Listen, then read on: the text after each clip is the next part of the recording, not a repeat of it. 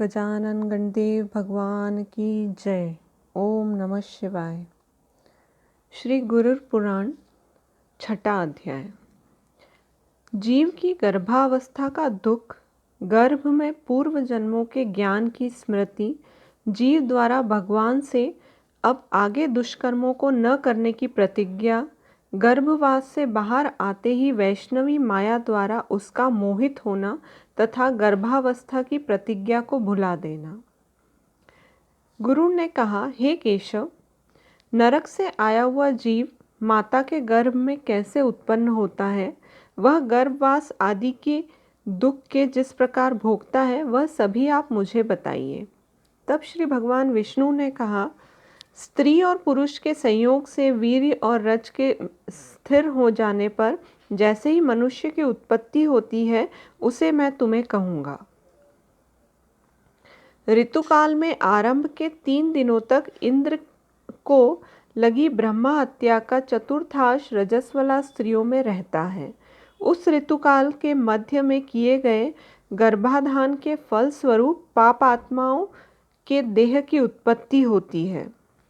रजस्वला स्त्री प्रथम दिन चांडाली, दूसरे दिन ब्रह्मघातिनी और तीसरे दिन रज की धोबिन कहलाती है। तदनुसार उसमें स्पर्श दोष रहता है। नरक से आए हुए प्राणियों की ये ही 3 माताएं होती हैं। देव की प्रेरणा से कर्मानुरोधी शरीर प्राप्त करने के लिए प्राणी पुरुष के वीर्य कण का आश्रय लेकर स्त्री के उदर में प्रविष्ट होता है। एक रात्रि में वह शुक्राणु कल के रूप में, 5 रात्रि में बुद्बुद के रूप में, 10 दिनों में बैरक के समान तथा उसके पश्चात मांसपेशियों से युक्त अंडाकार हो जाता है। लिंग बोधक छिद्र उत्पन्न होते हैं।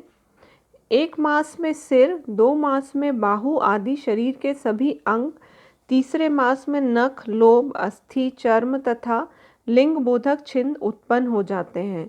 चौथे मास में रक्त, मांस, मेदा, अस्थि, मज्जा और शुक्र, ये 7 धातुएं तथा 5वें मास में भूख प्यास पैदा हो जाती है।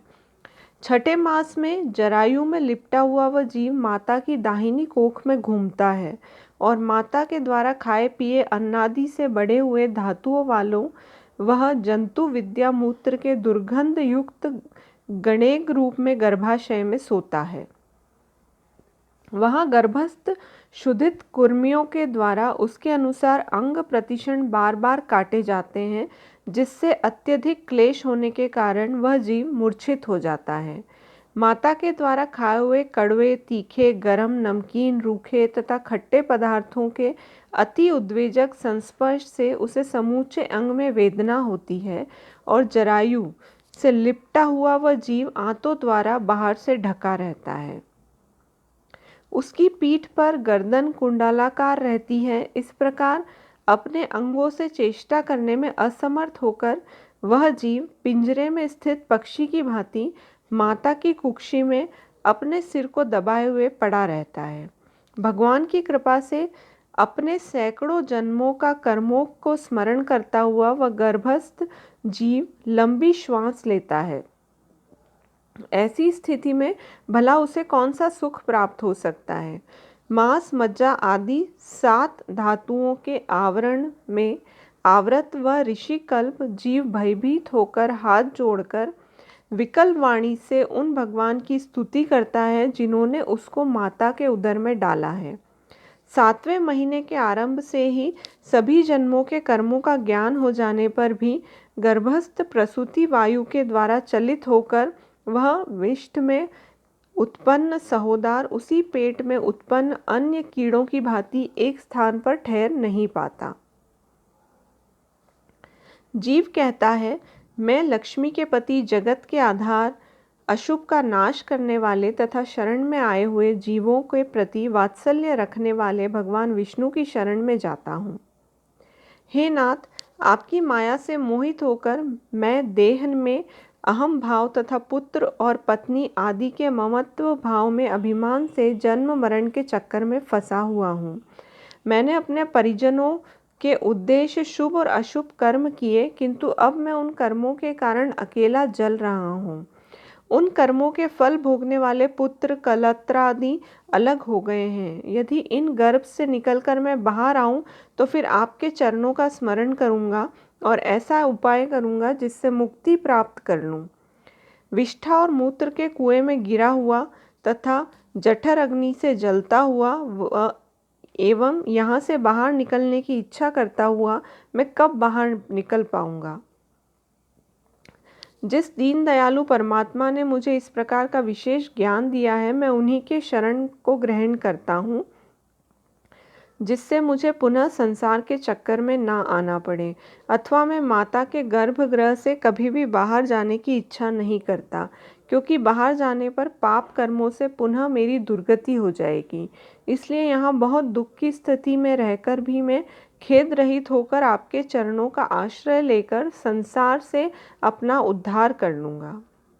तब श्री भगवान बोले, इस प्रकार बुद्धि वाले एवं स्तुति करते हुए 10 मास के ऋषिकल्प उस जीव को प्रसूति वायु प्रसव के लिए तुरंत नीचे की ओर धकेलता है।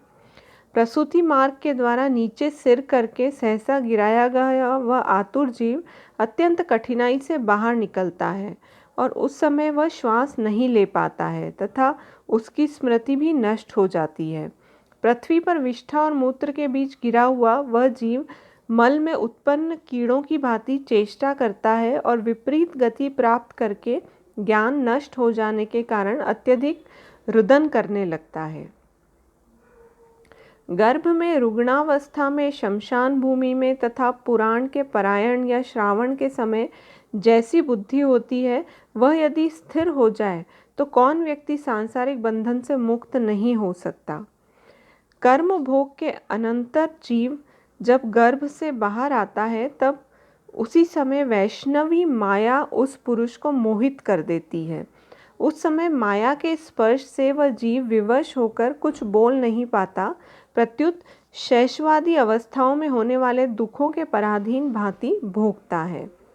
उसका पोषण करने वाले लोग उसकी इच्छा को जान नहीं पाते, अतः प्रत्याख्यान करने में असमर्थ होने के कारण वह अनभिप्रेत विपरीत स्थिति को प्राप्त हो जाता है।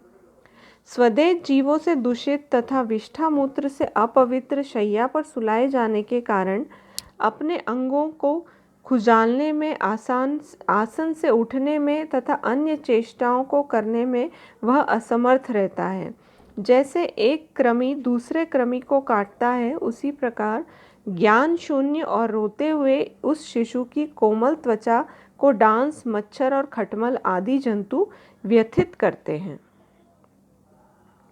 इस प्रकार शेषावस्था का दुख भोगकर वह पौगंडावस्था में भी दुख ही भोगता है। तदंतर युवा अवस्था प्राप्त होने पर आसुरी संपत्ति को प्राप्त होता है। तब वह दुर्व्यसनों में आसक्त होकर नीच पुरुषों के साथ संबंध बनाता है और वह कमलपट प्राणी शास्त्र तथा सत्पुरुषों से द्वेष करता है। भगवान माया रूपी स्त्री को देखकर वह अजितेंद्रिय पुरुष उसकी भाव भागामी से प्रलोभित होकर महामोह रूप अधंतर में उसी प्रकार गिर पड़ता है जिस प्रकार अग्नि में पतिंगा। हिरण, हाथी, पतिंगा, भंवरा और मछली ये पांचों क्रमशः शब्द, स्पर्श, रूप, गंध तथा रस इन 5 विषयों में से एक एक आसक्ति होने के कारण ही मारे जाते हैं। फिर एक प्रमादी व्यक्ति जो 5 इंद्रियों से पांचों विषय का भोग करता है, वह क्यों नहीं मारा जाएगा। अभीप्सित वस्तु की अप्राप्ति की स्थिति में अज्ञान के कारण ही क्रोध हो जाता है और शोक को प्राप्त व्यक्ति देह के साथ ही बढ़ने वाले अभिमान तथा क्रोध के कारण वह कामी व्यक्ति स्वयं अपने नाश हेतु दूसरे कामी से शत्रुता कर लेता है। इस प्रकार अधिक बलशाली अन्य कामीजनों के द्वारा वह वैसे ही मारा जाता है जैसे किसी बलवान हाथी से दूसरा हाथी।